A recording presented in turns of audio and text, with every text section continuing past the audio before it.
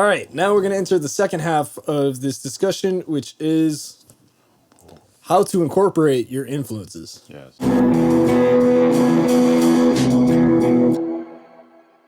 We're at Terranaut Recordings. We're a music production duo based in Brooklyn, New York, and basically we help take your song from demo status to stream ready, whether it's recording instruments or mixing and mastering, or even album art if you want. So if you need help with your project, send us a message or leave a comment. All the links are in the description.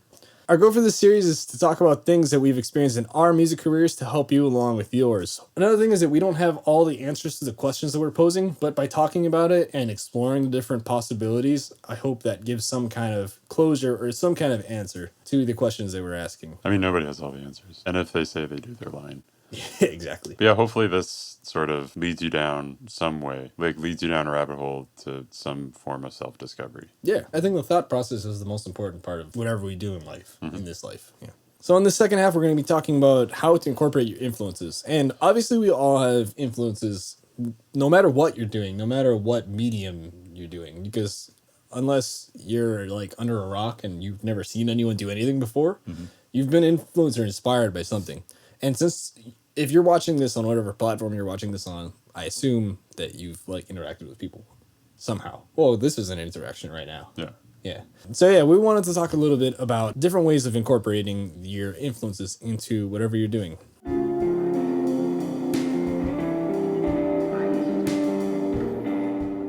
So one thing that I've found that's really helpful is like taking an idea of what I'm learning. So whether it's a riff, a lick, a chorus, a solo, a melody, and just trying to come up with variations on that. And this isn't a very like exercisey way, but I think like spending time with the idea is how to really integrate into your subconscious. And I think the execution of influences has to do with how deeply ingrained it is into your subconscious. It's like trying to paint something, but you're drawing upon your memory to paint it.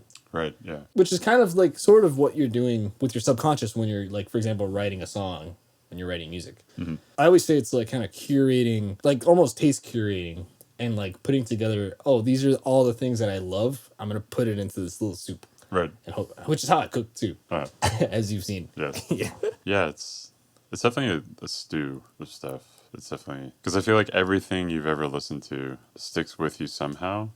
And it all becomes kind of this like brain stew of musical influences. And it's whatever medium you're diving into at the time.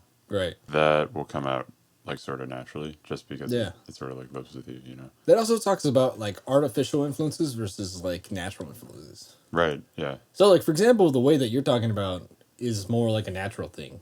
Like, oh, it's going to come out anyway. But the way I'm talking about is more artificial. And I don't think any of them are wrong. Artificial as in like you have to be like conscious of how it's Like you're come out? consciously trying to insert it into your brain. Oh, okay. Or like to get into your playing. Yeah, I guess it has to do with intention, really. Like whether you're intending it or not. We had an interview with our friend Hannah Davenport recently, and she was talking about how she would accidentally sort of write different songs, like by accident, that it already existed. So she would write something and be like, oh, dang, this is a Punch Brothers song. I didn't come up with this. Which is sort of a more like organic kind of approach. But in our interview with Jacob, he was saying that he did all these composition exercises. Right, yeah. You know, but I mean, I don't think it's to say one is better or worse. No, and I think they're both worth exploring. Yeah. I mean, especially like with the more natural way. I mean, that to me takes time. Yeah. That takes a lot of time. And it's also like the reason why sometimes I lean towards the more inorganic approach is because I can sort of choose. Like it's sort of like choose your own destiny kind of thing, like like an RPG game. And it's more tangible too. It's more tangible, yeah. So for example, you can go to a concert and be like, "Oh, that was awesome," and then like it goes away, and then maybe it'll come back in a few years. But this is sort of you get a little more of a guarantee. Yeah, and it's more of an active approach to it as well. Like transcribing, I would say, is like more active approach to that because it's like, oh, I really want to know what this person's doing. Yeah. When they're playing, and I really want to be able to actualize it on my instrument in the way that it makes sense to me. But the thing is also, when you're transcribing, there's various levels of consciousness, like very, very subtle. And if you're unfamiliar with the act of transcription, in this context, we're talking about taking a solo we like and learning it on our instruments. But there's various levels of that, because you can just learn it on your instrument. Right. And then, you could just sing it, like only learn to sing it by listening to it so much, and then you're singing it in the car. That's some form of transcription.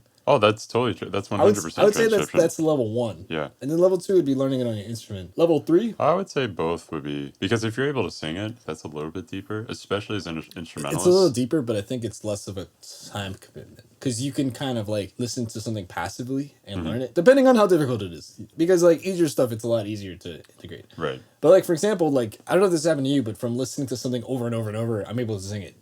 Oh, totally. Like by Yeah. listening to the car. Yeah. Or even songs that aren't in your native language. Right.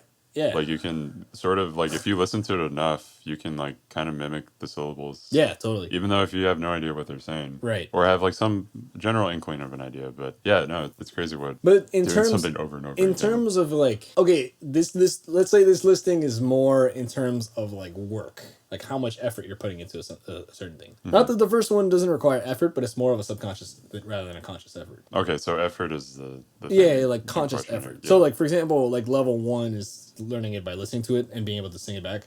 Level 2 is actually committing that to an instrument. Okay. Level 3, I would say, is writing it on paper. Our friend Angela does for it would be 2, like that would be 2, and then learning it on an instrument 3. Right. But I think that's harder. I think so too. Until No, he's crazy talented. but he's put in a lot of work to get to that level. Right, yeah. Yeah, so I would still consider it level 3.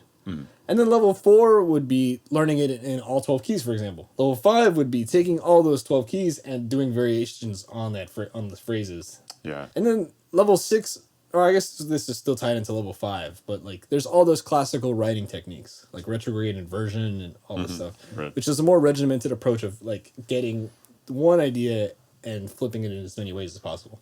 But as you go, you're getting more conscious, I feel, with your approach and more deliberate. If you go through all 5 of those steps, you're going to know the solo a lot better, or the song or whatever piece of information you're working on. You're going to know it a lot better than if you just did the first 2 steps. Right. You know, And have more to work with. you're spending a lot more time and you're a lot more conscious about it. Yeah, I think there's something to be said about both approaches. Like being a lot more conscious about it. It is artificial because it's not naturally popping up in your vocabulary. It sort of is, but you're kind of forcing Yeah. it. Yeah, well, I guess it's like you're forcing it in practice, but then when you get to a Yeah, situation, that's another thing. Yeah, Yeah. when you get to a situation when you're But, improvising, but for it's example, just learning it, if you like learn it and then forget about it, or not forget about it, but like put Never it away. play it, yeah. And it's a lot more subconscious, but I also feel like that's rewarding too because it just kind of pops up every so often. It like sprinkles in, you know. and then you like surprise yourself with it. Yeah. I don't know if that answers the question of how to incorporate your influences, but Well, I think the levels of transcription kind of yeah, I hope this at least shines some light on how to do that. Yeah. All right, so the last section is our latest dives, where we're going to just talk about some of the things that we've been checking out recently. And we're going to talk about music first and foremost, because we hope this is a music kind of thing, but we're also going to talk about some other stuff. I think everything influences your music.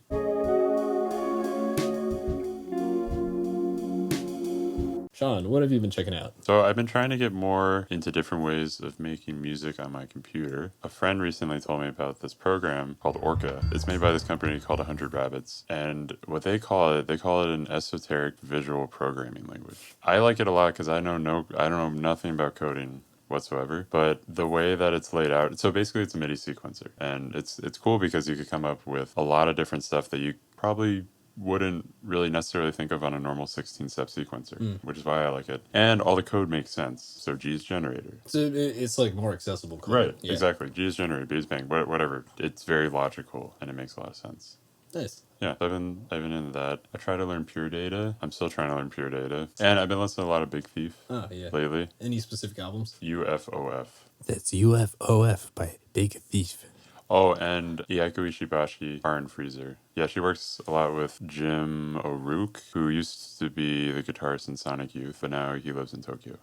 Yeah, apparently he's lived there since like the early 2000s. And he produces all of Iaiko Ishibashi's work. Yeah. But yeah, she's great. Her songs are really interesting. They have really interesting forms. Oh, the forms? Yeah, forms are really interesting. And the instrumentation too. It's almost like chamber pop, kind of. Oh, sick. Yeah. I gotta check that out. I've been listening to a lot of Covet, specifically the album Technicolor. While I was sick a few months ago, I saw a video on YouTube about Yvette Young's tapping, and she's always intrigued me, but I've never really checked her out until then. And then I checked that out, and I was like, that's really cool. And then I started practicing that a lot. And then I just got really into Covet. And this last, I would say last month, I've been listening to that album every day. And I think at first, because I saw that video, and I was like, I'm gonna learn a Covet song. And then it was really hard because I didn't know what any of it sounded like. And then now I'm like, yeah, after listening to it for a while, I started learning. Did you watch her Atreyu playthrough?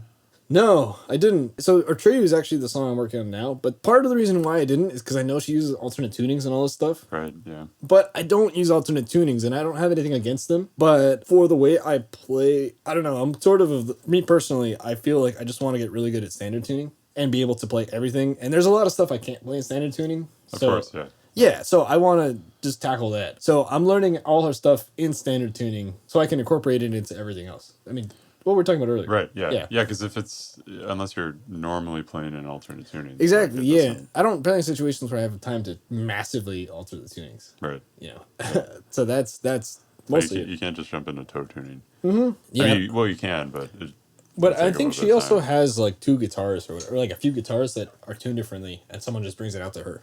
But I'm definitely not on that level of Well, of roadie-ship. yeah, when I saw her in, well, Oh, this she was just did the thing. yeah, she Oh, just okay. had one guitar, but that was also like early 2019 in Boston at the Great Scott. Yeah. Anyway, I've been just kind of diving into that. There's a lot of technical stuff, like the main riff I found was in 18/4, and I'm still trying to figure out So- how it's like cut. But I just hear it as 10 and then 8.